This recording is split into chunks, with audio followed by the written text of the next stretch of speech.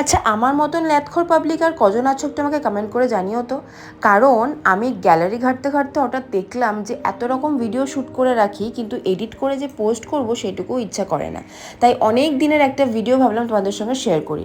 তো সেই দিনে সকালবেলা ঘুম থেকে উঠে সমস্ত কিছু করে নিয়ে স্নান টান করে একটু স্কিন কেয়ারও করেছিলাম। তারপর চলে গেছিলাম কিচেনে লাঞ্চটাকে রেডি করতে। লাঞ্চটা তাড়াতাড়ি খেয়ে আমাদেরকে বেরোনোর কথা ছিল সেদিন, বিকজ আমাদের মান্থলি গ্রসারির কিছু জিনিসপত্র কিনতে হবে বলে। তো প্রথমবার এরকম হয়েছে যে একসাথে আলাদা মানে ফ্যামিলির থেকে দূরে আছি, তো সেখানে মানে সংসারের জন্য জিনিসপত্র কিনতে যাওয়া এরকম কখনো আগে হয়নি, বিকজ সবসময় বাড়ির লোকই সামলেছিল।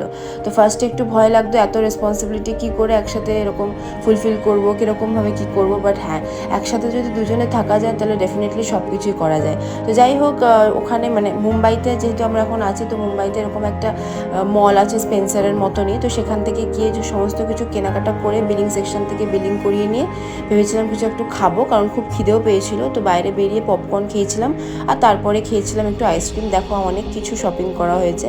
তো যাই হোক, সমস্ত কিছু খাওয়া দাওয়ার পরে যেহেতু অনেকক্ষণ টাইম লেগেছিলো আমাদের শপিং করতে, তারপরে বাড়িতে ফিরতেও রাত হয়েছিল, তাই ভাবলাম একেবারে ডিনারটা সেরে নিয়ে ফিরি। বাই দ্য ওয়ে, এই ভিডিওটা কিন্তু আমাদের ডায়েট শুরু করার অনেক আগে, তাই জন্য পরপর খাওয়ার জিনিস দেখাচ্ছি। তো যাই হোক, দেখা হচ্ছে নেক্সট ব্লগে। Till then, tata.